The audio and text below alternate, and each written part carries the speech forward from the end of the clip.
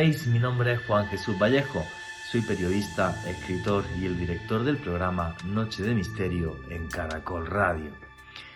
Extrañas figuras que por la noche se aparecen en carreteras y caminos.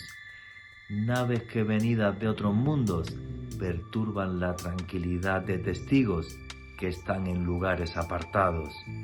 Personas que después de fallecer tienen la facultad de dar mensajes a los vivos. Todo este tipo de historias y de casos son el corazón del misterio, hechos que nos parecen imposibles, pero que están ahí, desafiando los límites de la realidad. ¿Queréis saber sobre esto y mucho más? Pues no os perdáis el último podcast de Noche de Misterio, Viaje al Centro del Misterio. Noche de Misterio. Juan Jesús Vallejo.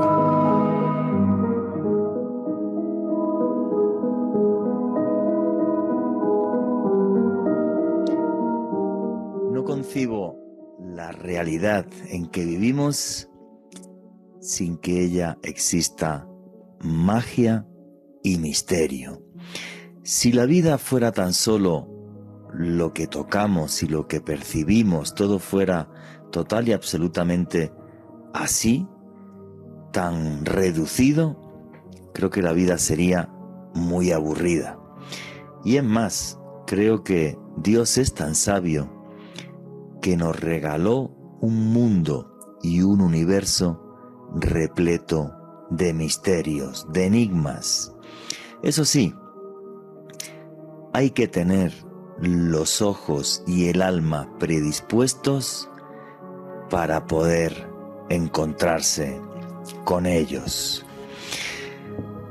Creo que esto es un tema muy personal. Hay gente que piensa que los milagros no existen y otros que pensamos que todo en la vida es un milagro.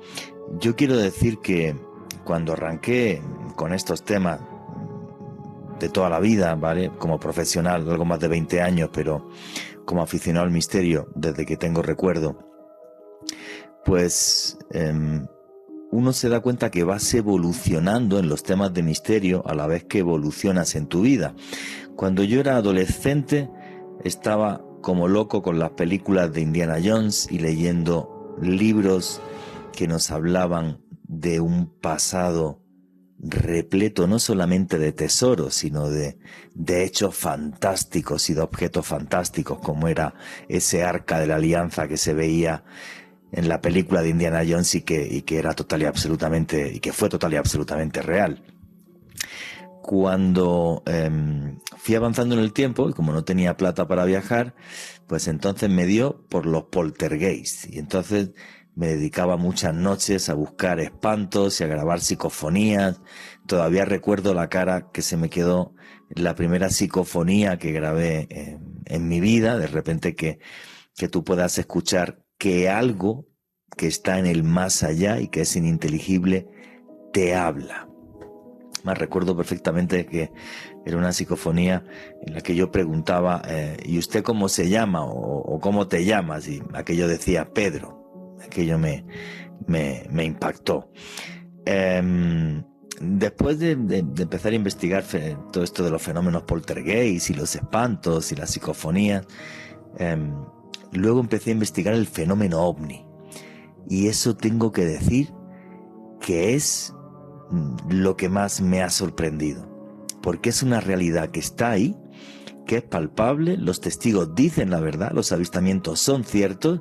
Fijaros todo lo que ha desclasificado el Pentágono ahora, y todos esos vídeos, todo eso es real, y detrás hay un misterio tan enorme que por mucho que nos esforcemos los investigadores, realmente sabemos muy poco de las intenciones que tienen lo que para mí son estas naves de otros mundos, tripuladas por seres también de otros mundos. Luego seguí creciendo y entonces ya, después de estudiar cine y televisión, empecé a viajar y a hacer documentales y reportajes, y aquello que leí de adolescente pues me sirvió para hacer un montón de reportajes en los 5 continentes. Y viajar me hizo tremendamente feliz. Conocer el mundo lo que me hizo mejor persona, y eso se lo debo al misterio.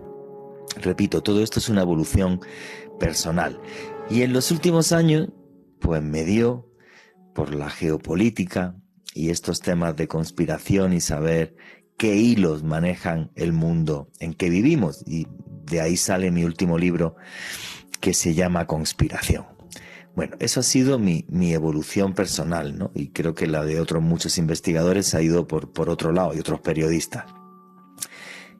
Y en este camino, pues te vas encontrando gente. Y como en todos los caminos, hay gente que te hace zancadillas y hay gente que nunca puedes olvidar, porque acaban siendo auténticamente tus hermanos. Y además, en este periodismo, que no es fácil, porque simplemente decir periodismo de misterio, ya hay gente que me critica, ya hay gente que me insulta, gente que dice mentiras y barbaridades en torno a lo que hacemos nosotros, y hablan de que nosotros hablamos de que la Tierra es plana o cosas así, completamente absurdas, que no tienen nada que ver con esto. Y bueno, pues este tipo de periodismo es un camino y es una forma de vida, y es una forma también, no solamente una forma de vida, sino una forma de afrontar la vida. Y es algo que te persigue, o que está contigo, más que te persigue, que está contigo, en mi caso, en cualquier cosa que hagas, en mis relaciones personales, cuando surge mi trabajo, lo que hago, a lo que me dedico. Y directamente por eso hay gente que le caigo simpático o que me odia, que me parece un poco triste, porque una cosa es mi trabajo y otra mi vida personal. Aunque sí es cierto que para mí mi trabajo es una parte muy muy importante de mi vida. Y os cuento todo esto porque el programa de hoy va a ir sobre una de estas personas y uno de estos investigadores que me he encontrado en la vida, y que nos va a narrar un montón de historias. Luego vais a ver, es una entrevista que está pregrabada con gente que está en España, y me hace tremendamente feliz saber que no soy el único, que somos muchos, igual que ustedes que me están escuchando ahora mismo, los que estamos convencidos de que el mundo que nos rodea es mucho más de lo que vemos y de lo que palpamos, que simplemente hay que abrir bien los ojos y el corazón, y ahí, de repente, se abre un mundo que es realmente mágico y que nos rodea. Buenas noches, noctámbulos.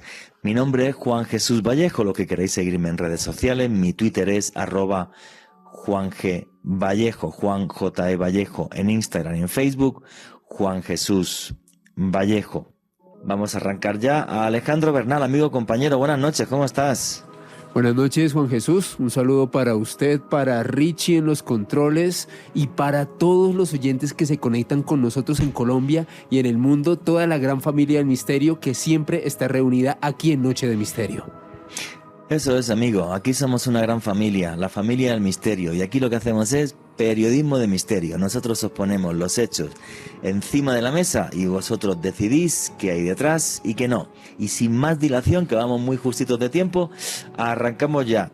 Y la entrevista con José Luis Hermida y Marta Envid comienza así. Bueno, pues para mí es un orgullo, un placer, y me trae mucha nostalgia y muchos recuerdos el programa de hoy.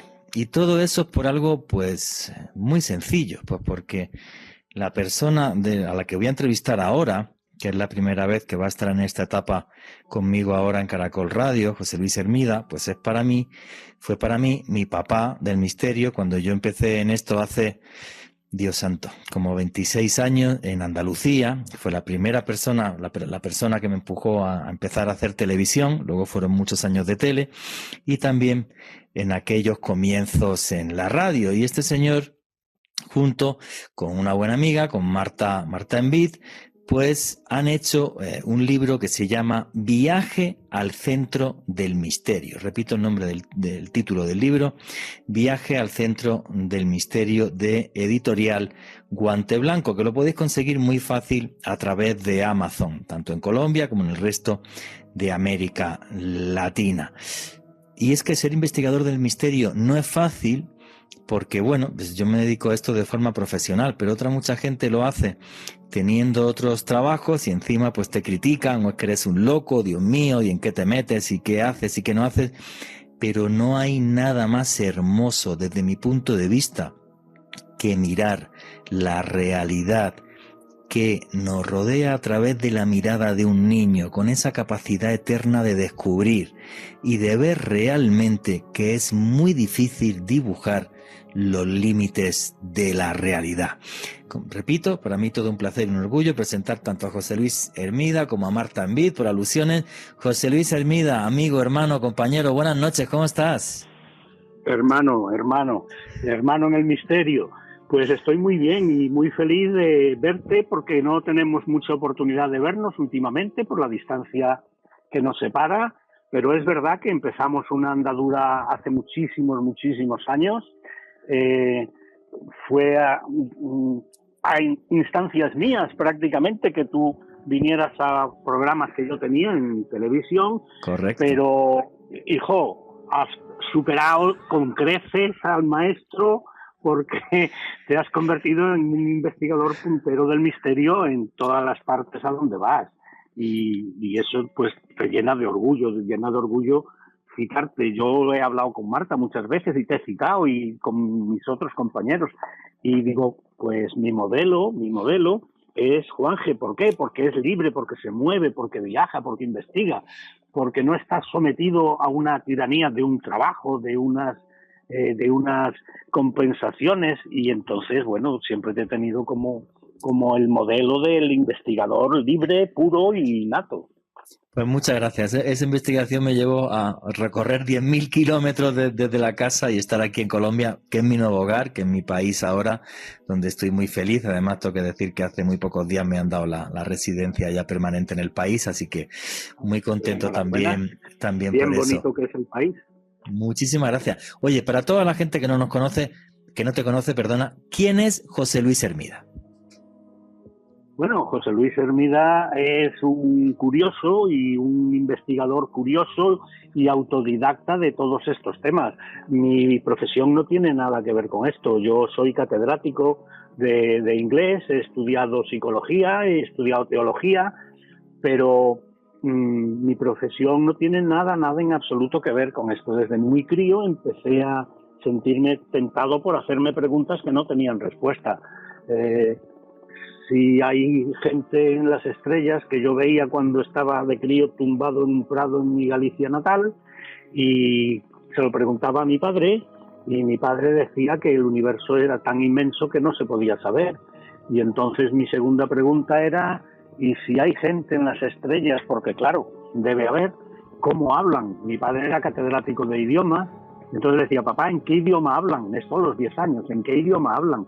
Y él decía, no creía en esta vida extraterrestre, pero decía, bueno, pues a lo mejor ni hablan, a lo mejor se comunican telepáticamente. Y eso ya me hizo estallar todos los mecanismos de observación y de atención, y me puse a leer, que era lo poquito que podía hacer en aquella época. Leer libros que era muy difícil, además, que llegaran a este país, libros que me merecieran la pena sobre el fenómeno ovni, sobre esoterismo, sobre ocultismo, sobre magia, sobre brujería.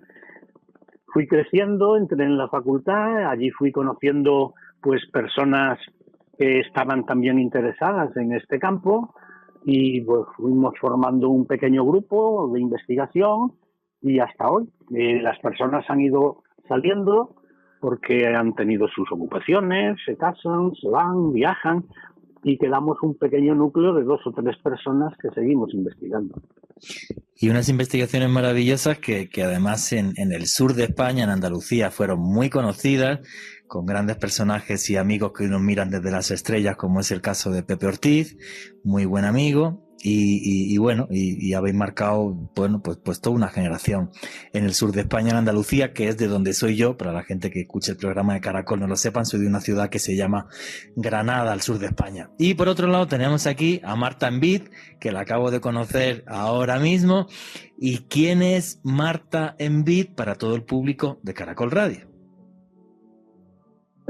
Bueno, pues yo soy Marta Anguit, soy comunicadora, divulgadora, dirijo el programa de radio en Camps de Cineras, Radio Arenys de Mar. Mañana justamente iniciamos la 4ª temporada en un programa que nos dedicamos a divulgar pues y comunicar temas de misterio, de historia antigua y de los enigmas que tanto nos apasionan. Además, también soy autora hasta la fecha de 3 libros. Este es el último junto a José Luis Hermida, que hemos escrito prácticamente lleva unos meses, ha sido su bautismo hace poco, viaje al centro del misterio, en rutas misteriosas aquí en mi ciudad, en Badalona. Y bueno, yo creo que esa curiosidad de la que hablaba José Luis, pues también yo creo que es un poco un germen que compartimos todos las personas a los que nos dedicamos a investigar y a divulgar este tipo de temas. Yo recuerdo ser una niña y ya estar viendo junto a mi madre los programas de Fernando Jiménez del Oso en la tele y no el ver ya que hablaban de casas encantadas o del Perú mágico. Es decir, que ya de pequeña yo creo que ese gen ya lo llevamos todos y la vida te lleva por diferentes caminos, pero al final te pone en el que tienes que estar y a la vista está que pues estamos aquí por lo menos intentando averiguar qué es lo que esconde ese misterio con el que vamos siempre detrás de él, ¿no? Bueno, y has mencionado a Fernando Jiménez del Oso, que también salía aquí en televisión en Colombia y fue mi otro papá del misterio y también nos está mirando ahora desde las estrellas. Hay mucha gente en América Latina que sabe quién es. Bueno, y ahora la siguiente pregunta obligada. ¿Cómo y de qué forma os nace escribir este libro, Viaje al Centro del Misterio, que es una compilación de casos desde el fenómeno ovni hasta apariciones en la carretera, poltergeist? O sea, ¿cómo surge hacer este libro? Cualquiera de los dos o los dos me lo podéis contar. Marta, porque de ella surge el impulso para empezar a hacerlo. Sí, bueno, yo siempre, coincidimos, nos conocimos, José Luis Hermida y yo nos conocimos en Huelva, en un congreso. Ese año yo no estaba dando una charla, sino que estaba presentando el congreso y allí conocí en persona a José Luis. Él estaba hablando pues de esos visitantes de otros mundos, de todas las evidencias, de todos los casos que él a lo largo de su trayectoria había podido investigar, y contó un caso precioso que está incluido en nuestro libro, y ahí se me encendió un poco una bombilla, pero ese año se quedó la cosa ahí. Entonces al siguiente año volvimos a coincidir, nos volvimos a ver en persona y ya surgió la idea.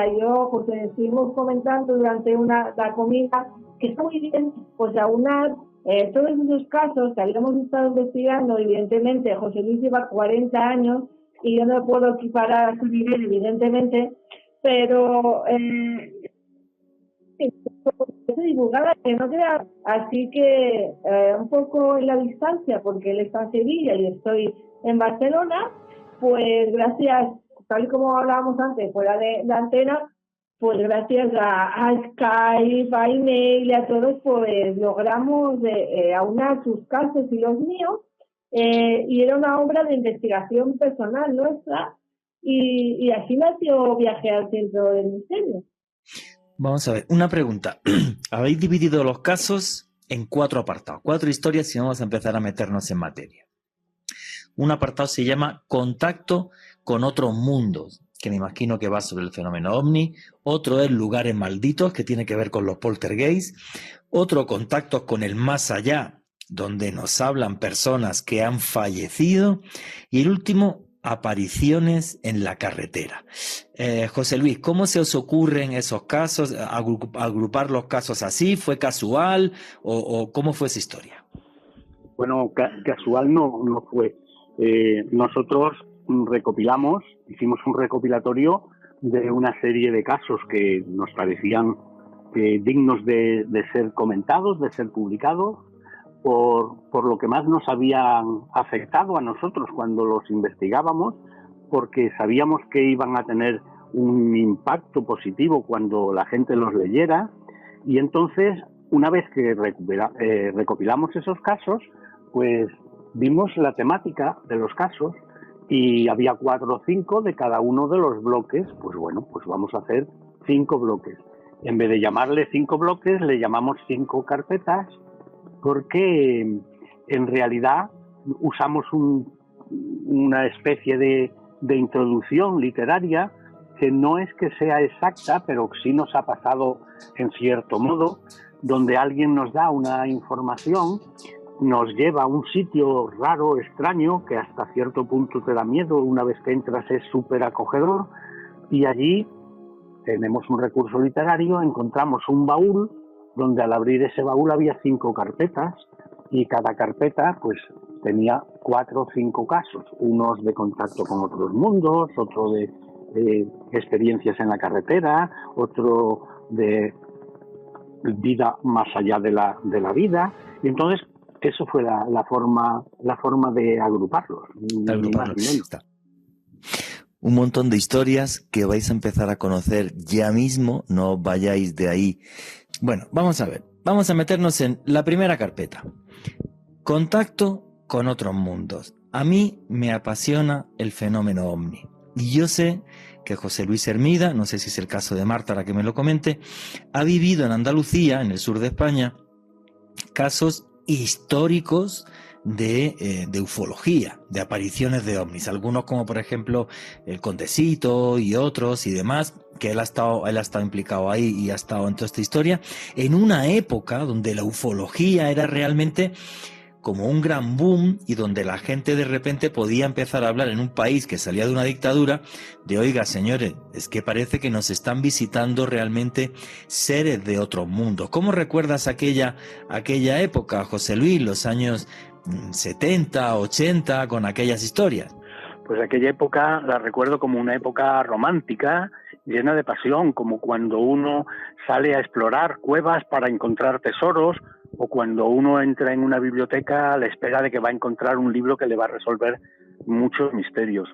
Te aseguro que en aquella época el grupito que formaba mi equipo, éramos 5 o 6, nunca más de 8, 2 coches, pues salíamos todos los fines de semana, todos, un día del fin de semana, o viernes o sábado, todos salíamos a buscar la casuística ovni, o bien a contactar con testigos del fenómeno ovni que nos habíamos enterado que habían tenido avistamientos, o bien nos poníamos nosotros a hacer observación por las zonas de máxima frecuencia del fenómeno ovni. Y aquella era una época mágica. Era una época mágica porque había una unión entre la gente del grupo, 40 años, 42 años prácticamente, sin pestañear, sin dejar de asistir un solo sábado, un solo fin de semana, y averiguando pues casos únicos, porque te ponías en contacto con los testigos y te contaban casos que no habían contado prácticamente a nadie, estaban puros, muchos de ellos te costaba un poquito de trabajo ganar su confianza, pero luego te lo contaban y nosotros íbamos tomando nota, íbamos grabando y nos íbamos haciendo de un archivo, bueno, de cientos y cientos de casos, Juanji. Oye, yo creo que aquí varios factores. Uno, yo creo que en aquella época se hablaba con más libertad del fenómeno ovni. Luego el fenómeno ovni, sobre todo en los años 90, se lo denostó muchísimo por parte de algunos medios de comunicación. Y en eso estuvieron implicados gobiernos, incluso la CIA, y esto ya se ha reconocido públicamente, por cierto. Y de aquellos años sí me gustaría preguntarte, José Luis, ¿hay algún caso que te haya impactado un montón? Claro que recuerdo tantos y tantos casos, pero hay uno sobre todo que me marcó por la ternura y por la misma esencia del caso, y se cuenta en nuestro libro. Nosotros le hemos puesto por título Una puerta abajo del cielo. Marta y yo familiarmente le llamamos el caso del abuelo, porque la cosa es como sigue. Después de hacer muchos intentos para intentar lograr llegar a una casita perdida en medio de ninguna parte, en la comarca de la Sierra de Segura, ya por Segura de la Sierra, en Jaén, con unos pueblecitos preciosos, Hornos, Puente Génave, Santiago de la Espada, unos pantanos increíbles, pues después de muchos intentos logré llegar a una casa en medio del monte, que no tenía ni carretera ni nada, la carretera más cercana quedaba a 3 kilómetros más o menos, y el coche no llegaba ni siquiera a 1 kilómetro de la casa, era un camino de piedra.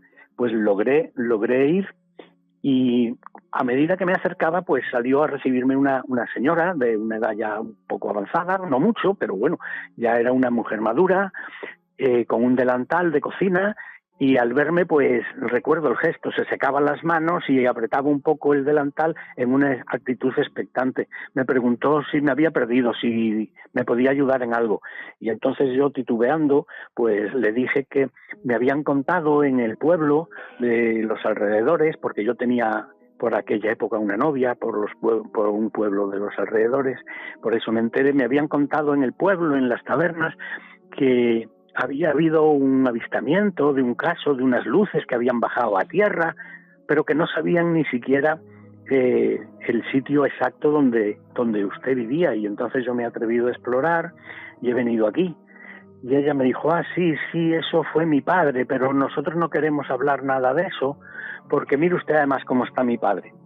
Y el padre pues era un señor ya muy mayor, muy anciano, estaba sentado en una silla, en una especie de porche, con un palo como si fuera un bastón, con una boina, me acuerdo perfectamente, una gorrita en la cabeza, y no hablaba, estaba un poco oído ya, con la cabeza un poco oída.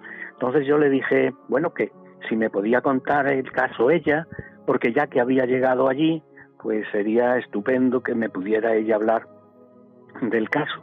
Y entonces me dijo una cosa que me sorprendió incluso para aquella época. Dice, si usted me da su palabra de caballero de que no lo va a contar a nadie, y que no va a salir de usted, y que no nos van a poder localizar por lo que usted diga, lo que usted comente, pues yo se lo cuento ya que ha venido hasta aquí, pero me lo tiene que prometer con su palabra de caballero. Yo se lo dije, se lo prometí con mi palabra de caballero, que mientras los pudieran localizar a ellos, yo no escribiría ni hablaría de ese caso. Y cumplí la promesa. Ahora se puede hablar de ese caso porque han muerto y ya no viven allí. Y entonces, pues el caso es como sigue. El abuelo y el nieto, que se llevaban estupendamente, vivían los tres solos en esa casita, vivían pues de la pensión que tenía el abuelo, de la pensión de viudedad, la ayuda de viudedad que le quedaba a la mujer, de una huertecita mínima que tenían, que regaban con una acequia, que más que acequia era casi un charco, y con unas gallinitas y 2 o 3 cosas que tenían. Y entonces el abuelo y el nieto, pues todas las noches, sobre todo cuando llegaba el buen tiempo, el verano, salían a pasear alrededor de la casa, se perdían un poco por los caminos, y el abuelo le enseñaba el cielo, las constelaciones, las estrellas, porque era un amante total del firmamento. Y además le regalaba cada noche al niño una estrella. Regalarle la estrella quería decir que le decía cómo se llamaba la estrella.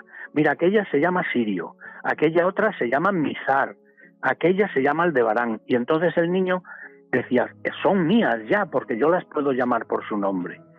Una noche vieron una serie de estrellas que se movían en el cielo y pensaron que eran estrellas fugaces. Y entonces el abuelo le dijo, son estrellas fugaces, son meteoritos. Si tú pides un deseo cuando la ves, se cumple y no hay que tenerle miedo. Pero aquello no eran meteoritos, aquello eran como unas bolas, bolas amarillas que jugaban, y era como si jugaran al ping-pong con las estrellas. Me decían que eran como si alguien jugara al ping-pong con las estrellas. En un buen momento, una de esas estrellas cae a tierra como si fuera una bengala, se ve perfectamente la bola luminosa, que era muy pequeña, como una pelota de tenis o de ping-pong, se ve la bola luminosa en el cielo, y mientras están absortos mirando, de esa bola sale una línea recta hacia arriba, hasta unos 2 metros de altura, luminosa, y se abre como si fuera en un rectángulo, en una puerta. Lo curioso es que ante eso se quedan parados el abuelo y el niño, no saben cómo responder, y de pronto el niño dice, mira abuelo, son fantasmas, porque a la tenue luz de esa puerta, como en una habitación interior, se veían mover sombras con forma humanoide que andaban de un lado para otro como si fuera cámara lenta. El abuelo cogió al niño y lo hizo agachar detrás de unos pedruscos que había allí, de unas piedras que había allí. quedaron contemplando eso hasta que el niño en un momento dado da un salto y dice, abuelo, pero si estamos nosotros ahí, porque dos de las sombras que estaban en esa puerta, en esa habitación detrás de la puerta, eran ellos mismos como si se estuvieran reflejando en un espejo. En ese mismo momento, cuando el niño gritó, la puerta se cerró sobre sí misma, se convirtió en una línea, esa línea descendió hasta la bola de luz que estaba en el suelo y desapareció a una velocidad increíble, se juntó con otras bolas que estaban dando vueltas por arriba en el cielo, que eran las estrellas que ellos habían visto antes, y todas desaparecieron hacia una claridad, como una nube de claridad muy tenue que había en los alrededores. Cuando vuelven a casa, el niño le pregunta, abuelo, ¿eso qué es? Y entonces el abuelo no sabe qué contestarle y dice, eso es una puerta que bajó del cielo. Fíjate tú qué respuesta, una puerta que bajó del cielo. Llegan a casa y el niño va corriendo y le dice, mamá, hemos visto una puerta que bajó del cielo. Y la madre estaba desesperada porque ya estaba dispuesta a ir al pueblo a buscar ayuda, aunque fuera andando horas, porque según ella habían desaparecido de la casa y llevaban horas sin aparecer. Y ella los llamaba y gritaba y no los podía localizar. Pensó que les había pasado algo y entonces estaba dispuesta a bajar al pueblo a pedir ayuda, a que alguien le ayudara a buscarlos. Cuando el niño dice, mamá, pero si hemos estado al lado de la charca, si no nos hemos movido de aquí y además no hemos tardado más de 10 minutos. O sea, habían perdido el tiempo totalmente. Me lo contó la mujer, me hizo prometer que jamás lo contaría mientras se pudiera localizar. Y luego volví a esa casa años después. El abuelo había muerto. El abuelo no dijo nada, solo musitó entre labios cuando ya me iba y dice, sí, una puerta bajó del cielo, con Dios, amigo. Y cuando yo me fui, temblando por la emoción de lo que me acababan de contar, volví varios años después, el abuelo había muerto, la madre me contó que el niño salía todas las noches a esa zona a ver si se abría la puerta por donde se había ido el abuelo, porque él pensaba que el abuelo se había ido por la puerta. El niño era un niño muy pequeño. Pero me decía que ella, los planes que tenía era irse de allí porque quería que el niño estudiara, que no se dedicara nada más que a trabajar y al campo y demás. Y la tercera vez que fui, muchos años ya después, la casa estaba derrumbada. Pregunté en el pueblo, me dijeron que había muerto la mujer, que el abuelo había muerto, que eso ya lo sabía yo, y que no sabían dónde estaba el niño. El niño quería estudiar algo relacionado con el mar. Fíjate, biología marina. Fíjate, en una sierra anhelaba el estudio con el mar. Y entonces este caso a mí me llamó la atención poderosísimamente y me llegó muy fuerte, muy dentro, porque yo me llevaba con mi abuelo extraordinariamente bien y él también me explicaba a mí las estrellas, fíjate. Oye, pero vamos a retomar esta historia que me parece fascinante. O sea, ¿puedes decir el pueblo de qué es o no? ¿No lo puedes decir? Sí, ya te estoy diciendo. Es que no es un pueblo, es una casa que estaba perdida entre los pueblos de Segura de la Sierra, que está en comarca Sierra de Segura, fíjate tú, Segura de la Sierra, que está en comarca Sierra de Segura. Hornos, Puente Génave, ese es el triángulo por donde yo me movía y donde, pues, en los bares... Que eso es provincia, provincia de... De Jaén. Provincia de Jaén. Vale. Entonces, sí. Vamos a retomar esta historia y vuestras opiniones a través del numeral Misterio Caracol. Básicamente, lo que ve el abuelo con el niño, y a ver también y Marta que está ahí también qué opine ella, y opina tú por supuesto José Luis y Alejandro Bernal que está acá. O sea, ellos lo que ven es como un grupo de esferas que se están moviendo, una de esas esferas de luz bajaría hasta muy cerca de ellos ven Correcto. Ese resplandor y luego lo que serían un par de humanoides moviéndose, que es el momento... Primero ven como de esa esfera, que es como una pelota de tenis, que está en el suelo, color ámbar, sin llegar a color de fuego, pero un color ámbar intenso, se levanta una haz de luz, como una línea recta de luz, hasta una altura de unos 2 metros. Y al llegar a esa altura de unos 2 metros, esa línea se empieza a extender horizontalmente y se abre, como si se desplegara horizontalmente, Como si se como abriese una puerta a otra dimensión. Correcto. Vale. Correcto, vale. correcto. Y es ahí, a la luz de esa puerta, que decían que no les cegaba, donde empiezan a ver unas sombras muy altas, muy estilizadas, forma humanoide, y el niño grita: abuelo, son fantasmas, porque se movían además como a cámara lenta. Por eso yo pienso que es casi seguro una puerta dimensional de algún tipo. Sí. Se movían como a cámara lenta. Pero llega un momento en que el abuelo coge al niño, por supuesto, se esconden detrás de unos peñascos que había allí, por el miedo, por puro miedo, no saben qué está pasando, y entonces el niño de pronto dice: abuelo, abuelo, mira la puerta, estamos nosotros ahí dentro. Porque en las sombras que se dibujaban a la claridad de la puerta, el niño se reconoció a él y a su propio abuelo. Y en ese momento es cuando todo se cierra y desaparece hacia arriba. Madre mía, qué historia, ¿no? De repente el fenómeno ovni muchas veces es como parece que tiene conexión con absolutamente todo. Y a eso hay que sumarle el hecho que tú me comentabas, José Luis, de la sensación de tiempo perdido, que mientras para la señora que estaba en la casa habían pasado horas, para ellos habían pasado minutos. Para ellos habían pasado nada, un suspirito, 10 minutos, el tiempo llegar a la charca y que el abuelo le contara una estrella, le diera el nombre a una estrella y de pronto ve que una se cae, se abre eso, pero para ellos el mismo tiempo en contar. Pero habían pasado más de 2 horas, según calcula la mujer, y ya estaba tan preocupada, fíjate, para ir a hacer pues montones de kilómetros andando de noche para ir a pedir ayuda porque estaba harta de llamarlos. No, qué historia se habían tan visto fascinante. En un vórtice temporal.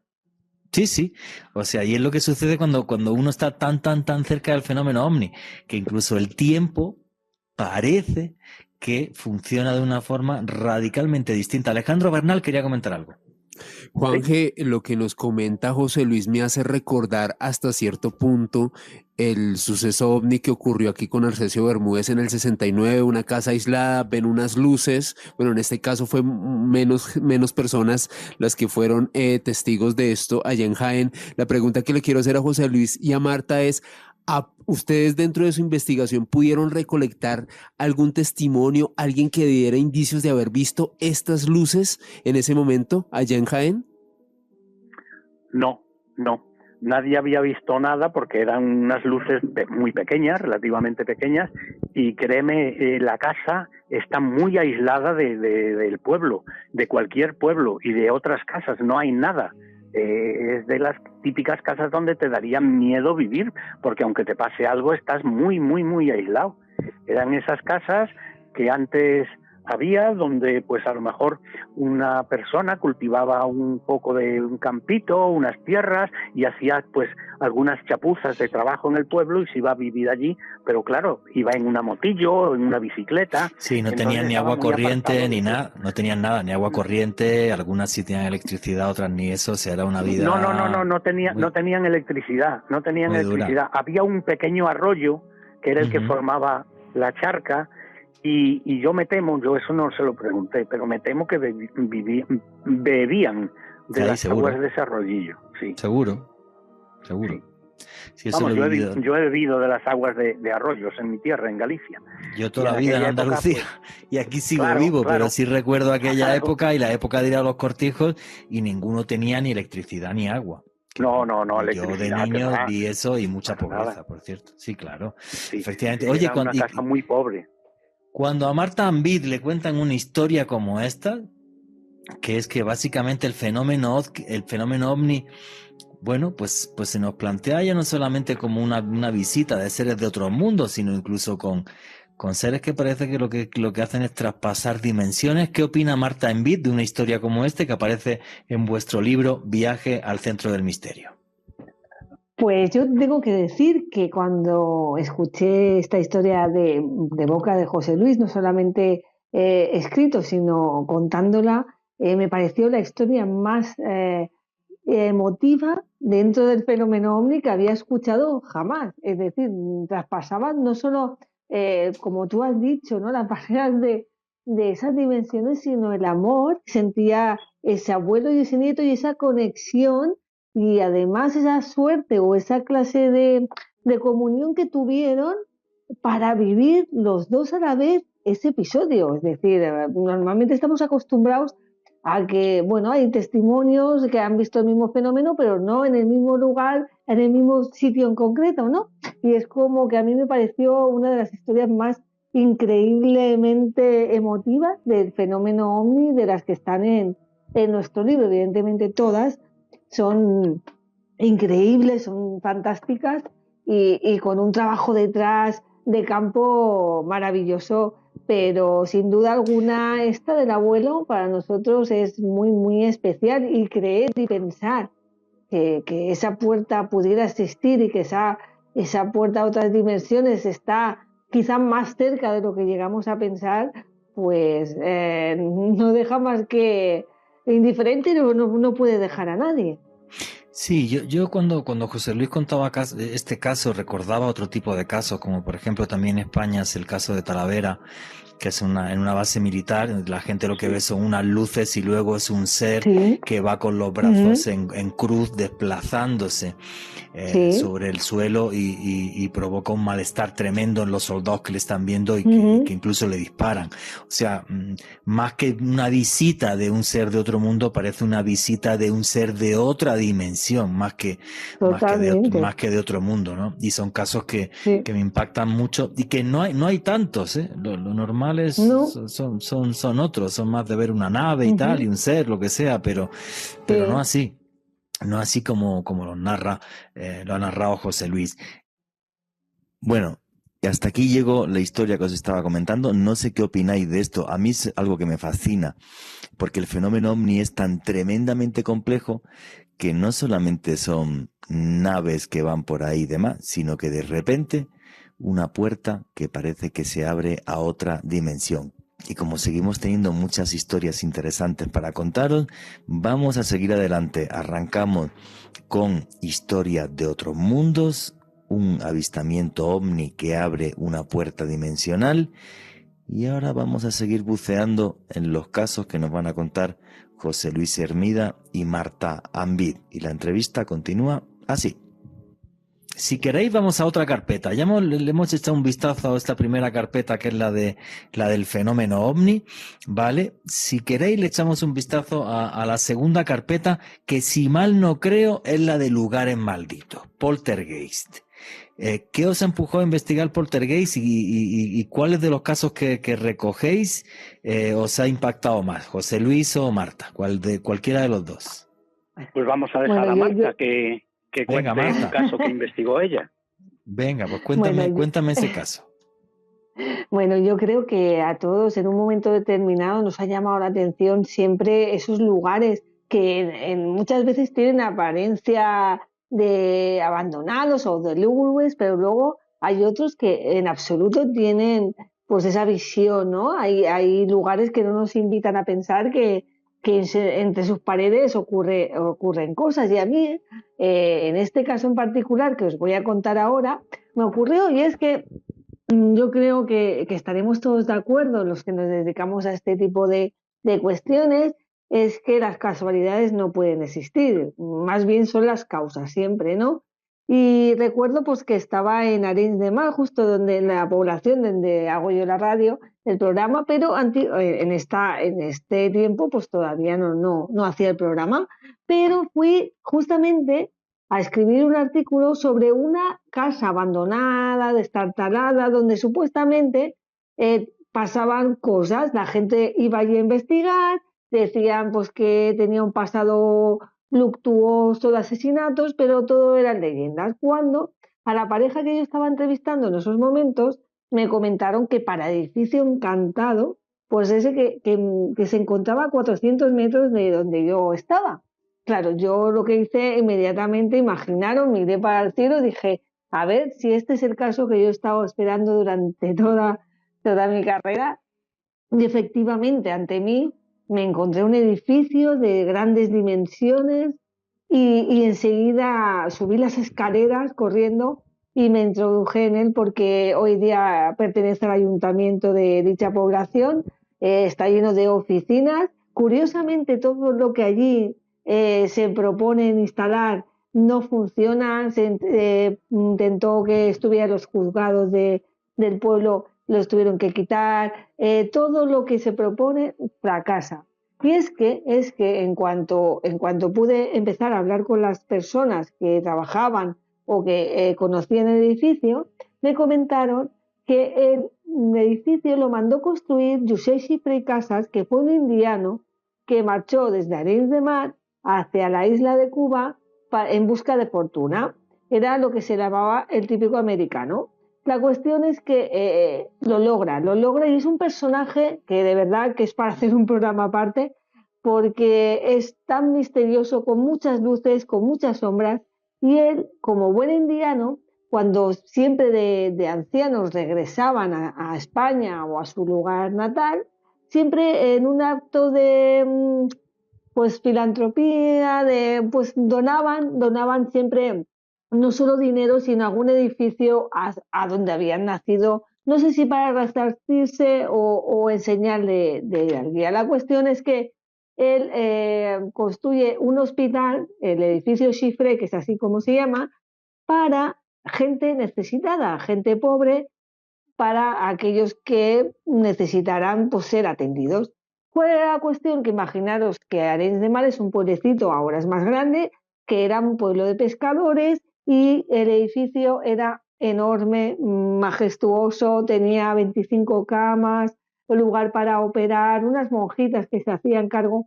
Pero ¿qué ocurre? Que cuando a su muerte, su hijo y heredero no sigue con esa voluntad de su padre de seguir con el edificio con un hospital. Entonces, siempre se dice que su fantasma vaga y se manifiesta por los pasillos hasta que no se cumpla su última voluntad y el edificio vuelva a ser un hospital para gente necesitada. Desde entonces, estamos hablando de 1848, toda la historia hasta nuestros días está llena de episodios, de testimonios que nos cuentan que entre sus paredes mora algo invisible que de vez en cuando, y sin querer asustar al personal, se manifiesta. Ya como he dicho hoy en día, pues muchas son las personas que trabajan y trasiegan todos los días por ahí, pero hay un testimonio en concreto que me costó 3 meses, porque luego es lo que hablamos, y yo sé que me entenderéis perfectamente que en muchas ocasiones encontrar a los testigos cuesta mucho, y no solamente cuesta mucho, sino que también den su testimonio, porque siempre está el problema a qué dirán, qué pensarán, y de hecho al testimonio le costó el puesto de trabajo. Y es que Carlos Rodríguez estaba ese día trabajando dentro del edificio en un túnel que comunica el edificio Xifré con otro pequeñito que era un convento y hoy día es una residencia de ancianos municipal. Estaba trabajando cambiando un portalámparas en un túnel angosto, oscuro, lleno de humedad, y estaba trabajando con cables en las manos, y él lo único que pensaba era en no electrocutarse. Cuando en un momento determinado, dentro de esa oscuridad, porque él solo portaba una pequeña linterna, pudo observar unos pies con unos zapatos que parecían increíblemente nuevos, pero muy antiguos. Entonces él saludó y dijo: hola, buenos días, pero no obtuvo ningún tipo de respuesta. En ese momento él se extrañó, pero continuó a lo suyo. Claro, cuando vio que esa figura no se movía, empezó a mirar un poco para arriba porque él se encontraba agachado y vio unos pantalones y una levita 3/4 como de lana, y en ese momento el pensamiento que tuvo fue que esa persona parecía haber salido de un museo. La cuestión es que cuando le volvió a preguntar qué hacía allí, no obtuvo respuesta. Entonces decidió levantarse y al hacerlo vio que aquella figura había desaparecido. Él, sin demora, fue corriendo hasta la salida de ese túnel que daba al convento, al antiguo convento, y preguntó a las enfermeras si habían visto salir a un hombre con las características pues que antes he mencionado, y su sorpresa fue que por allí evidentemente no había salido nadie. Él intentó pues olvidar el episodio, pero su compañero cuando entró le preguntó que por qué estaba tan blanco, por qué estaba así, y entonces él se lo comentó. Y entonces la noticia corrió como la pólvora, porque todo el mundo sabía que Carlos había visto a un personaje sin conocer los antecedentes del edificio. La cuestión es que fue llamado a la radio para que explicara su caso, y allí le enseñaron una fotografía varada en sepia. ¿Y cuál fue la sorpresa? La sorpresa fue que en esa fotografía antigua, que estaba en el archivo municipal del pueblo, pudo reconocer a la figura que él había visto dentro del túnel, y que pues le dijeron que ese señor era Josep Xifré i Casas, el indiano que mandó construir el hospital. Claro, a eso es chocante, ¿no? Que se pueda conocer incluso quién era el fantasma, entre comillas, ¿no? Pero no solamente eso, sino que hay muchos más testimonios a raíz del testigo Carlos al contar su experiencia, cuando empezaron a contar todo el mundo las cosas que se vivían allí. Por ejemplo, pues muchos hablan de olores extraños, olores al putefacto, incluso al selva. Otros hablan de bajadas súbitas de temperatura sin que las ventanas y puertas estén abiertas. Otros hablan de sombras que cruzan los pasillos, y ese es el caso de una chica llamada Eva, una administrativa, que estaba trabajando justo en la primera planta del edificio. Las puertas suelen ser de cristal, y entonces vio una sombra moverse, salió, y evidentemente allí no había nada, ¿no? Pero ella la vio.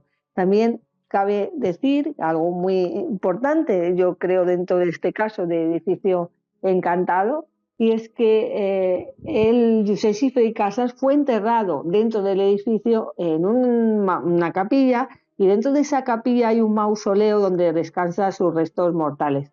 Claro, mucha gente se impresiona que en ese edificio donde puede entrar cualquiera, pues está enterrada el Josep Xifré. Yo he tenido la oportunidad de estar ante no solo la capilla, sino su ataúd, y es un lugar muy, muy impresionante. La cuestión es que una regidora también, que estaba pues haciendo un taller con diversas personas, también las puertas allí se abren y se cierran solas, pero a veces introducen las llaves y es imposible abrir la puerta. Entonces escuchó esa regidora del ayuntamiento como chocaban, como si chocaran su oído unas ramas, unos golpes muy extraños. Intentó salir corriendo, ¿no? Es decir, no hay nadie en Arenys de Mar que no conozca el edificio Xifré, que no cada día salgan y digan que han podido vivir historias, y por mucho tiempo que pase, el edificio sigue en esa misma tónica. Es decir, no hay día que no haya alguien que diga que ha vivido algo dentro de ese edificio, y pueden visitarlo todo el mundo que quiera. Pero ya os digo que a veces no tiene... Listo, una pregunta. ¿Sí? Edificio Xifré, dices, pero ¿sí? ¿Se puede visitar? ¿Está abandonado? ¿A día de hoy está en uso? ¿Cómo está el edificio? No. Es un edificio enorme que está abierto, porque el Ayuntamiento de Arenys de Mar allí tiene oficinas municipales, por ejemplo, lo que aquí llamamos la oficina de empleo, para gente que busca trabajo y tenga que hacer gestiones. Y la segunda planta, antes no estaba arreglada y estaba de origen, ahora ya está arreglada. Cualquier persona puede alquilarse un despacho privado para trabajar en él. Es decir, que también en la primera planta, antiguamente, cuando yo estuve investigando este caso, estaba el cuerpo sanitario de ambulancias que podían acudir allí. Y tú dices que tenían la base. Ok, la tumba de este señor sigue estando ahí. Sí, totalmente. Y sus restos mortales, sí, la tumba está allí. Lo que pasa que se puede entrar a la capilla, pero la tumba está bajo tierra. Lo que pasa que a mí me abrieron la losa y yo bajé hacia abajo. Pero es decir, que allí puedes entrar tranquilamente a la capilla, sí. Listo. Para mí esto es un caso que no hay tantos, lo que se llama casos de resucitados. Yo investigué uno, madre mía, hace muchos años en el edificio de la Cruz Roja de Granada, que era el comandante Ballesteros. Cuando se aparece un fantasma, pero además al fantasma se le puede identificar con nombres y apellidos. José Luis Hermida, ¿qué es lo que opinas de una historia como esta? Bueno, pues impresionante. ¿Qué te parece? Impresionante, porque hemos hablado Marta y yo de ella muchísimas veces. Marta no es la primera vez que va a investigar esa historia, la investiga una y otra vez, y entonces, bueno, cada vez tiene más datos, y es una historia que se escapa también a toda comprensión y a toda lógica, en realidad.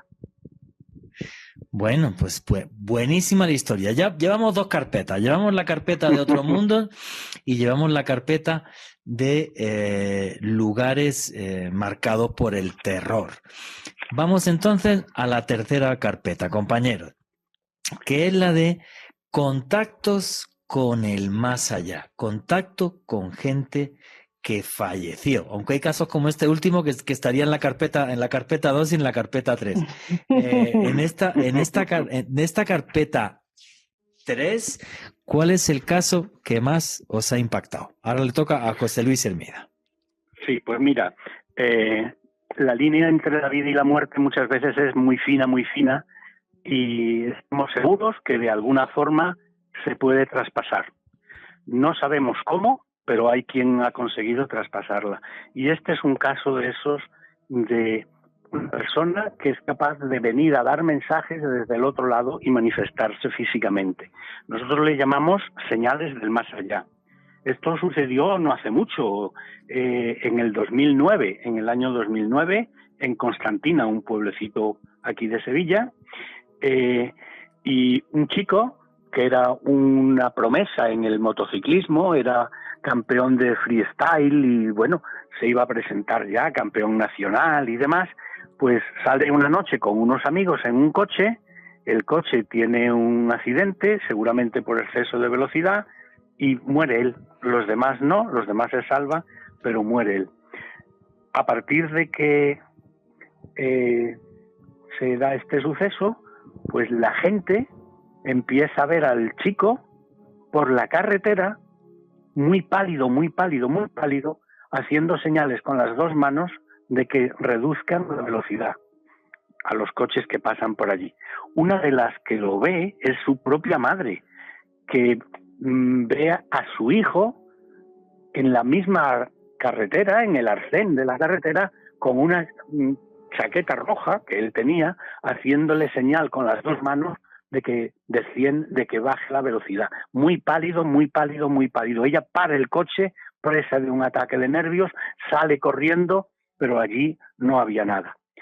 Todo empezó además porque la novia de este chico, que se llamaba Javi, y su madre Monse, pues una noche van en coche a la casa de campo, que es donde ellos vivían después del accidente con este chico, del accidente donde se había matado a este chico. Van a la casa de campo y a las luces del coche, para entrar en la casa de campo hay una pequeña rampita, a las luces del coche ven una sombra que cuando se vuelve hacia ellos, las 2 exclaman, ¡es Javi!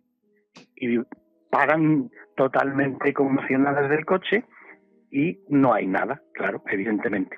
Pero el caso más importante está por venir. Al cabo de un cierto tiempo deciden decir una misa por su eterno descanso.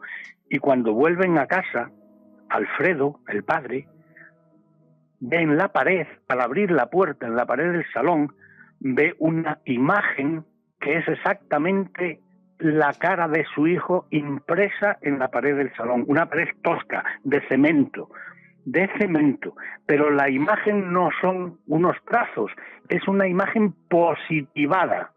Es como si hubieran recortado una foto y se hubiera positivado y se hubiera pegado en la pared. Una fotografía, y lo curioso incluso es que cuando se le intentaba, yo he estado allí, yo he estado investigando el caso en primera persona varias veces, Lo curioso es que cuando se le intentaba hacer fotografías no se conseguía porque las máquinas no funcionaban.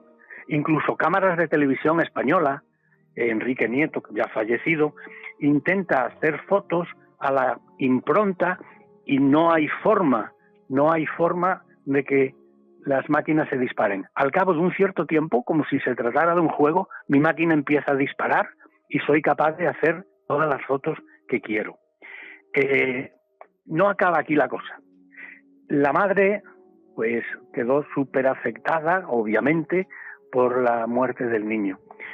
Y un buen día se le presenta un señor que dice que es vidente y que tiene que darle un mensaje de su hijo, porque a 100 kilómetros de distancia el hijo se estaba comunicando con este vidente, que le costó trabajo, Dios y ayuda a averiguar quién era esa persona que se manifestaba en sus meditaciones, que tiene que darle un mensaje de su hijo.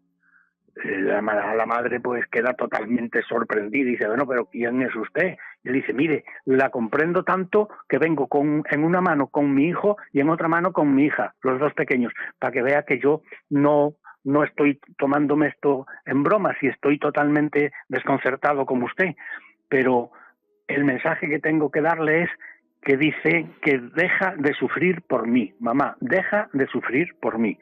Y ella le dice, bueno, pero usted me tendrá que dar alguna pista, alguna cosa para que yo pueda creerle. Y dice, mire, también me ha dicho su hijo que deje usted de subir a su habitación cada mañana y se ponga una camiseta suya bajo la ropa. Y que deje de coger el casco suyo, el casco que él se ponía en la moto, y ponérselo en la cabeza. Que ella quedó totalmente alucinada, totalmente sorprendida, porque eso no lo sabía ni siquiera su propio marido, que ella hacía eso. Era una cosa que era para sentirse unida a su niño, para sentirse unida a su hijo, pero no se lo había contado a nadie. Ella subía, se ponía la camiseta, luego se vestía y a veces acariciaba el casco de moto y se lo ponía encima de la cabeza. Historia. No sé qué os parece, pero bueno, a mí me fascina todo lo que tiene que ver con toda la historia de las apariciones en las curvas y en las carreteras, porque no es algo que sea nuevo para absolutamente nada. Luego en la entrevista, luego más para adelante comentaré que yo incluso pues investigué algunas de estas historias. Alejandro Bernal, ¿qué te parece las historias que están contando hasta ahora mismo? Alucinante el maestro José Luis Hermida, no solamente por su tiempo, por su experticia y por su experiencia, tiene un bagaje impresionante a la hora de hablarnos y de relatarnos estos casos, lo hace de una forma muy vívida. De hecho, en los comentarios que hacían ahí los oyentes del programa, Juan G, comentaban que era como escucharlo en una noche al lado de una hoguera, al lado de una hoguera, relatar. sí. Es que además hay un tema ahí que no es fácil, y es que bueno, pues hay muchas veces los testigos no quieren dar la cara, pues porque encima de toda la gente dice que luego que estás loco, no sé qué y tal, y queda solo en investigadores, y en este caso pues en el libro Viaje al Centro del Misterio, ¿no? De José Luis Hermida y de Marta Envid, pero muchas veces pues es muy complicado, o casos como el que comentaba José Luis, que le dice al señor, no, hasta que usted no esté muerto, esto no haya pasado, o sea, usted no esté ya ni por aquí, yo nunca lo contaré. ¿Querías decir algo? Sí, Juan, que a mí en específico este último caso, lo que me impresiona es que es como una mezcla de otros casos que yo ya había conocido en Misterio Español, lo de este niño que se aparece su silueta en la pared de esta casa, un poco se me asemeja a lo de las caras de Belmes, y luego, sin spoilear lo que comenta el maestro, una serie de ingredientes realmente alucinantes que hacen a este libro y a esta investigación como algo único. Bueno, el caso de las caras de Belmez, un día toca hacer un programa entero. La gente que no conozca esto, es creo que el único caso del mundo donde hay un montón de teleplastia, que es imágenes que salen de la nada en una lechada de cemento, en un suelo de cemento sin más. Y como todavía queda un buen trozo de la entrevista, voy a darle paso ya para que al final podáis hacer preguntas y podamos interactuar un poco. Y la historia que nos contaba José Luis Hermida continúa así. Este hombre le dice también el padre, claro, el padre también es escéptico, el padre no estaba en ese momento allí, y cuando vuelve, pues le dice, pero es que no sé, es tan difícil de creer esto, y él le dice: para usted también tengo algo que decirle. Tengo que decirle que lo que usted está a punto de hacer no lo haga. No lo haga porque todo se resolverá. Un problema personal, íntimo que tenían ellos. Y que además usted ha estado a punto de matarse hace 5 días en tal lugar porque se le cayó el teléfono, intentó coger el teléfono y a tal hora estuvo a punto de tener un accidente mortal. Claro, quedó totalmente sorprendido y diciendo: Dios mío, ¿pero será verdad? ¿Y qué es lo que te dice mi hijo? Pues que no me pongan más flores y que dejen de llorar por mí porque yo estoy bien donde estoy y quiero seguir adelante. Y mientras mi madre y mi padre me retengan aquí, pues yo no puedo evolucionar, no puedo seguir adelante. Que dejen de ponerme flores, que dejen de encenderme velas y que dejen de pensar en mí, que yo estoy bien. El hermano va a hacer la comunión por esos días y decide escribir una carta a su hermano pequeño, o sea, a su hermano mayor, diciéndole: cómo me gustaría, hermano, que el día de mi comunión tú estuvieras aquí, cómo me gustaría que pudieras venir a consolar a papá y a mamá, cómo me gustaría que pudieras aparecer de alguna manera y mostrarnos que estás con nosotros, para mitigar este dolor que tienen tus padres y que tengo yo. Bueno, pues curiosamente el niño hace la primera comunión, le regalan un quad, una moto de esas de 4 ruedas, y entonces una tía dice: venga, vamos a hacernos fotos tú con tus amigos en la moto. Intentan ponerse en una pose encima de la moto para hacerse fotos, y curiosamente, cuando hacen la foto, al revelarla, ven una figura de una persona así como neblinosa, que está encima de ellos, tumbado en la moto, en la misma postura que se ponía el hermano sobre la moto, tumbado, reclinado en la moto, cuando ganaba un campeonato y hacía la señal de la victoria. Se tumbaba prácticamente en la moto, levantaba el brazo y hacía la señal de la victoria. Y eso pues se ve en las fotos de las que yo dispongo, claro. Y entonces, bueno, pues son situaciones que nos hacen pensar que no está cerrada del todo la puerta con el más allá, porque el hermano pequeño, una vez que escribió la carta, la llevó al cementerio y la puso encima de la tumba de su hermano, y le pidió a todos sus amigos que pasaran por allí y leyeran la carta en voz alta para ver si su hermano así los oía y aparecía de alguna forma el día de su comunión. Y claro que apareció, de esa forma etérea, vaporosa, pero que todos reconocían como que era la postura, la silueta en la postura que él ponía cuando ganaba algún concurso de freestyle en moto. Oye, por eso te digo, la puerta del más allá no está del todo cerrada. Pero fíjate qué historia tan bonita, este señor que por desgracia falleció, y que le diga a los papás: yo estoy bien, no me lloréis tanto, tengo que seguir para adelante en la vida. Qué mensaje tan bonito, ¿no? Qué mensaje tan Incluso bonito. Se lo dijo con una frase que él solía decir, que bueno, en la radio es un poco inconveniente repetirla, pero que era una frase que era muy de si esto es una, no me pongáis flores ni velas, porque esto es una, y ahí quedaba, ¿sabes? Y entonces, claro, los padres reconocían perfectamente que esa era una expresión que usaba muchas veces su hijo. No, qué historia tan fascinante y tan bonita. Bueno, vamos 3 carpetas, nos vamos a la 4ª carpeta. Entonces, y esta le toca a Marta Envid. Y la cuarta carpeta es apariciones en la carretera, que es un tema que a la gente le fascina. La famosa chica de la curva, yo lo investigué también varias apariciones por España, algunas me dejaron, sobre todo una, bastante en shock. Y Marta, ¿cómo recopilas estos casos y cuál caso es el que más te ha impactado?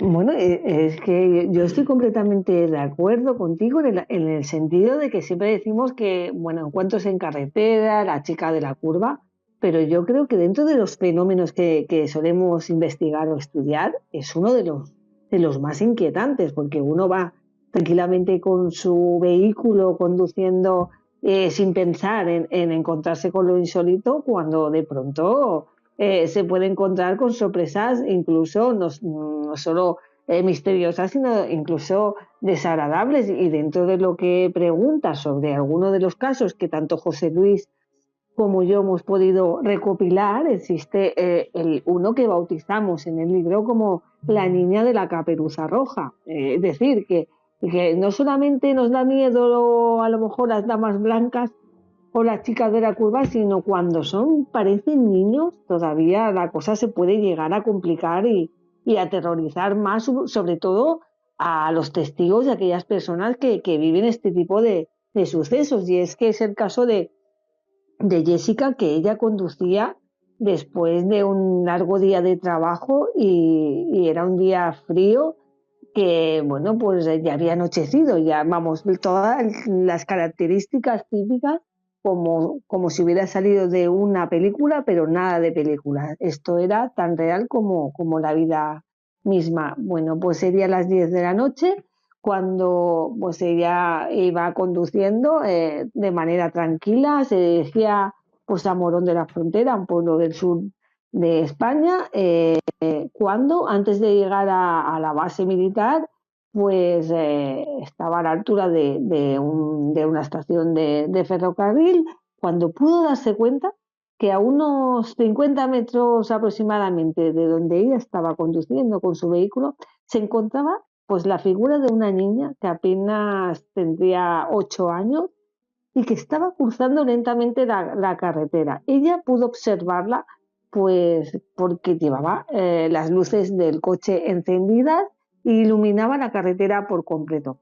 Ella recuerda que llevaba un abriguito como rojo, de aspecto antiguo, y además pues llevaba como una caperuza roja que le cubría toda la cara. Ella recuerda claramente que no pudo verle los pies, que no tenía, era como si no tuviera pies y como si estuviera levitando, como si flotara en el asfalto. Además, vio como en un momento determinado parecía agacharse para coger algo de la carretera, y fue cuando ella pudo distinguir una manita blanca que salía pues de ese abriguito rojo. Es decir, a Jessica le dio tiempo de ver todo a esa niña que tenía la piel muy, muy, muy blanca. Además, pues necesitó, pues nada, no necesitaba tiempo de recordar el mínimo detalle de todo aquello que vivió, porque lo pasó muy, muy, muy mal. Por eso decía que a veces los encuentros de carretera pueden ser mucho más terroríficos que cualquier otro fenómeno, ¿no? Esa niña, al parecer, pues tendría unos 80 centímetros de estatura y la tuvo hasta solamente 15 centímetros de distancia, 15 metros, perdón, de distancia de ella. Todo esto apenas transcurrió en un minuto, pero fue tiempo suficiente para que se le quedara en la retina para siempre, ¿no? Ella sabe que aquello fue una de las cosas más extrañas que ha podido vivir en su vida. Redujo la marcha, pisó el freno cuando ya se encontró muy cerca de aquella aparición que tenía delante, pero cuando la rebasó, desapareció de su vista. Ella siguió mirando por el espejo retrovisor y entonces continuó hacia su destino, pero estaba completamente consternada. Claro, lo que quizá a veces ignoramos, y en este caso Jessica ignoraba, es que a veces se producen en esas carreteras accidentes, ¿no?, que van muy vinculados a luego ese tipo de apariciones. Y es que al parecer en las cercanías de donde ella experimentó este suceso hay un cruce llamado el de la Nena, donde se habían producido pues varios accidentes de tráfico, además con víctimas mortales, y que según cuentan algunas personas del pueblo, también en esa carretera es frecuente que se produzcan fenómenos extraños que podrían catalogarse de paranormales. Además, también se habla de presencia de ovnis.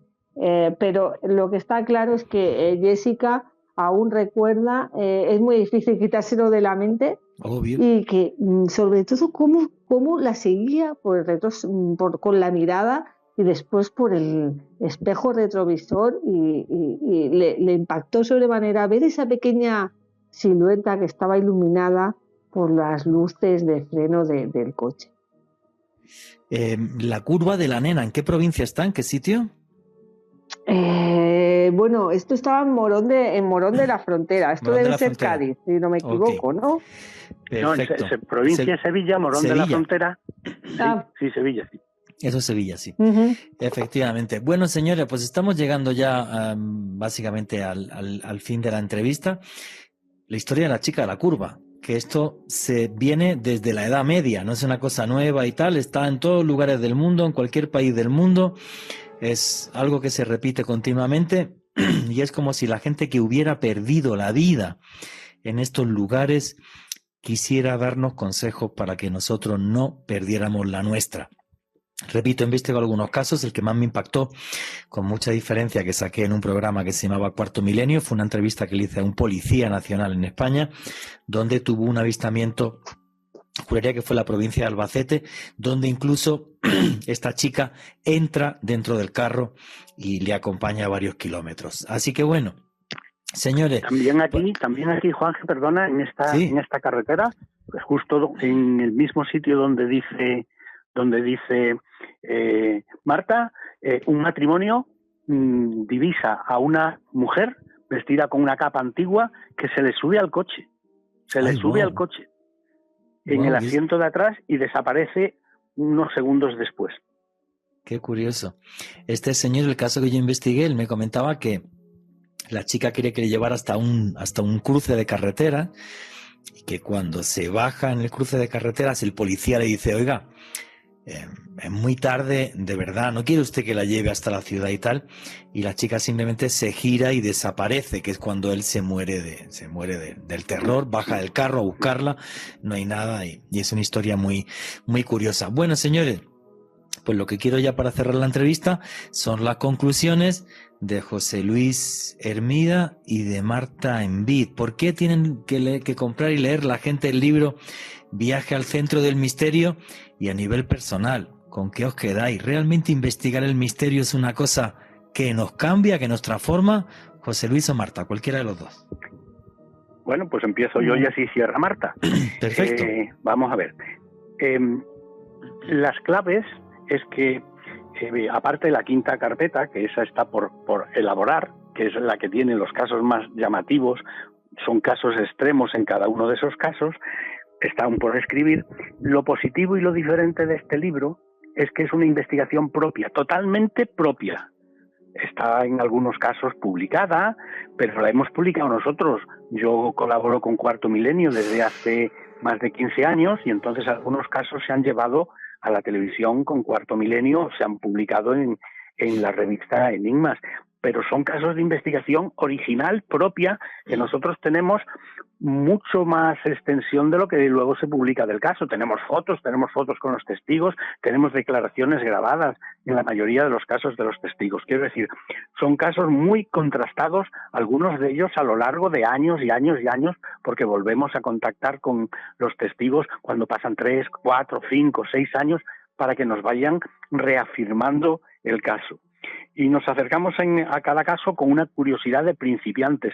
Y bueno, pues creemos, y así lo hemos decidido Marta y yo, que en el libro es más importante dar la visión personal del caso para que así también envuelva al lector, que dar una serie de datos fríos del caso. Entonces están hasta cierto punto, sin faltar en absoluto al rigor, un poquitín novelados los casos, sin faltar al rigor, contando las cosas un poco como yo las he contado en estos dos casos, ¿no?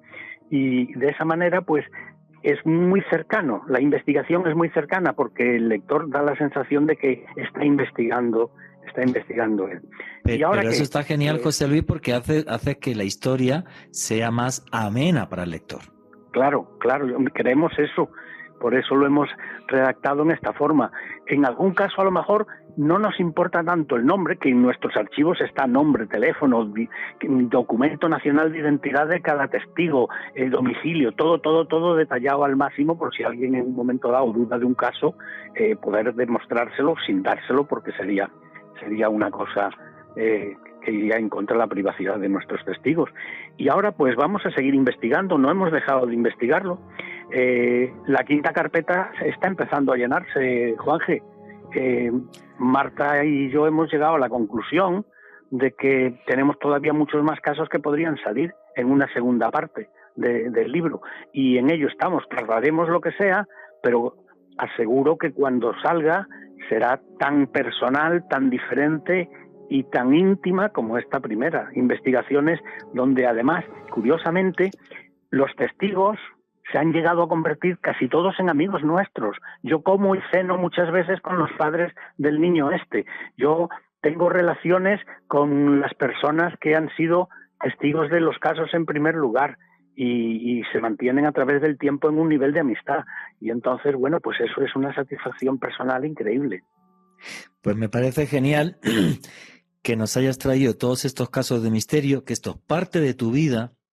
Ojalá aquí en Colombia se pudiera hacer ese tipo de cosas tan sencillas, ¿vale? Que es investigar casos y luego poder publicarlos y recopilarlos, pero es muy complicado por la orografía del país y porque bueno, pues porque realmente si yo me cojo un avión o un carro y empiezo a investigar casos por aquí, por Colombia, a día de hoy, pues casi que acabo perdiendo dinero, y ese es el gran... Claro.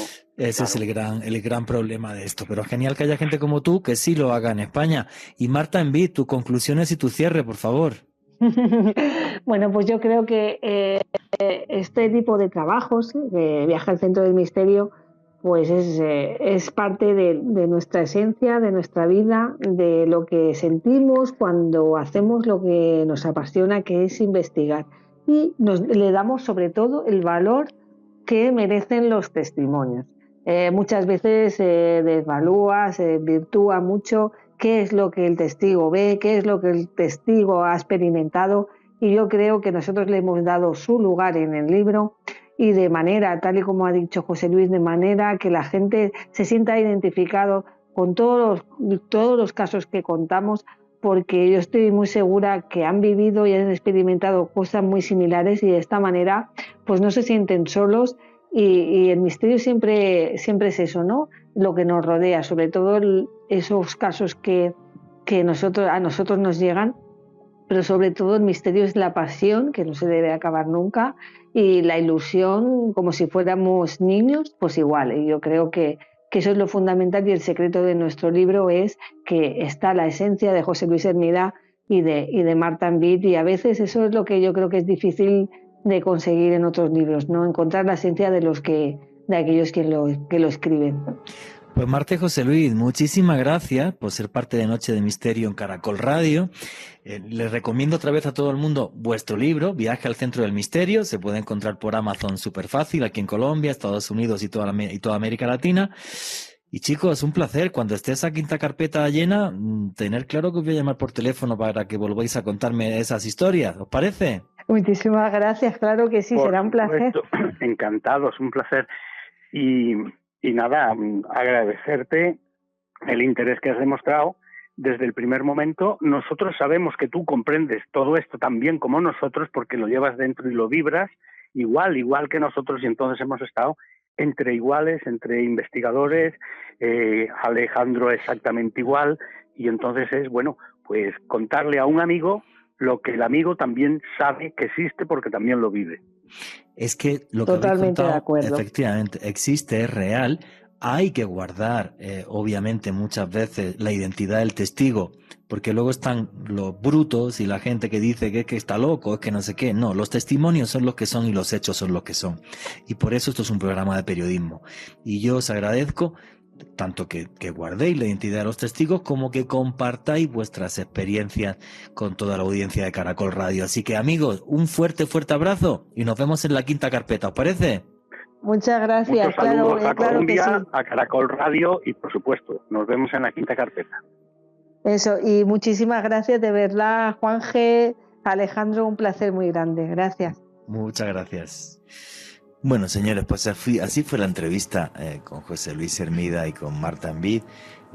Para mí, entrevistar a José Luis Hermida es un placer, porque es el señor que me dio un empujón hace más de 20 años a aparecer en televisión en el sur de España y hacer radio y demás. Y fijaros lo que es mi vida. Y bueno, y cuando estaba escuchando la entrevista, yo creo que quizás Alejandro pues no tiene esta experiencia. Yo trabajé en televisión muchos años. Y claro, cuando trabajaba en la tele, pues sí había plata para coger, salir, investigar casos y sentarte con los testigos y demás. Y en la radio, pues todo es mucho más modesto. Entonces ahora, pues desde hace muchos años, pues investigo a través de internet y hablo con amigos que tengo investigadores en todos lados y me pasan casos o historias como esta noche. Y bueno, pues es otra etapa, porque si yo me cogiese el avión y empezara a investigar casos, básicamente es que no llego a fin de mes. O sea...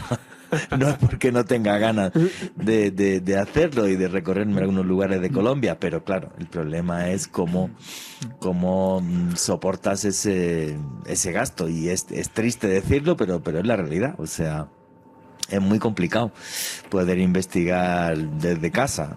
Entonces, bueno, pues he tenido unas etapas y otras que son distintas. Ya tampoco le quiero dar mucha más importancia. Disfruto mucho investigando de temas de conspiración o de cosas así, o de geopolítica también. Alejandro Bernal, ¿qué quería comentar? Juanje, que a mí me pareció pues un programa muy especial, no solamente porque José Luis es un referente del misterio para todas las generaciones que hemos estado pues hablando de estos tópicos.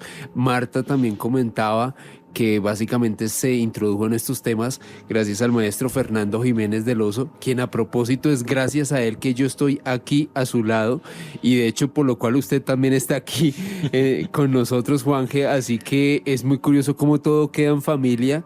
No hay casualidades, sino causalidades. Sí, y siento que la familia del misterio trasciende muchas cosas.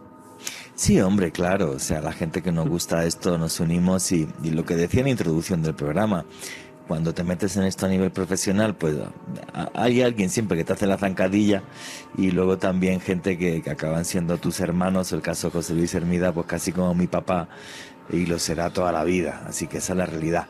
Juanje, aquí reportan sintonía Rux desde Idaho, Estados Unidos. Joel Rodríguez desde Chicago, un abrazo enorme para todas las personas que nos escuchan desde Norteamérica. Camilo Fonseca nos dice lo siguiente: Juanje, ¿hay algún caso de luces pequeñas equiparable al de José Luis Hermida que tú hayas investigado? Sí. No de la forma en la que José Luis, que sale una puerta a la dimensión, a una otra dimensión y tal, pero de luces pequeñas que incluso matan, como es la luz de Ribera de Oveja, en Extremadura, en una región que se llama Las Urdes. Sí, cuando estábamos en Cuarto Milenio, sí que investigamos esa historia, por ejemplo. Sí que hay casos de luces pequeñitas. Yo investigué otro, ahora que recuerdo, hace muchos años en la provincia de Jaén, y el tipo me lo describía como una pelota de tenis.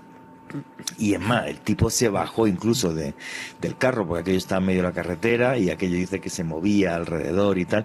Sí, casos de luces pequeñitas. Sí, no son quizás una mega barbaridad, pero sí hay algunos, son muy famosos incluso a nivel mundial. Eso es. ¿Qué más preguntas y comentarios hay? Aquí Marieta dice que nos escucha desde Países Bajos. Increíble que nos Saludos. escuchen desde por allá, Juanje. Y nuestro amigo disquisidor nos dice sobre el caso de las luces. Dice, ¿hubo alguna evidencia del segundo tipo, vegetación quemada o radiación? No, que yo sepa no. Que yo sepa no quedó ningún tipo de huella física y demás. También me imagino que José Luis llegó tiempo después de que fuera el avistamiento, y a lo mejor la gente que tuvo el avistamiento pues tampoco se puso a buscar ni a mirar.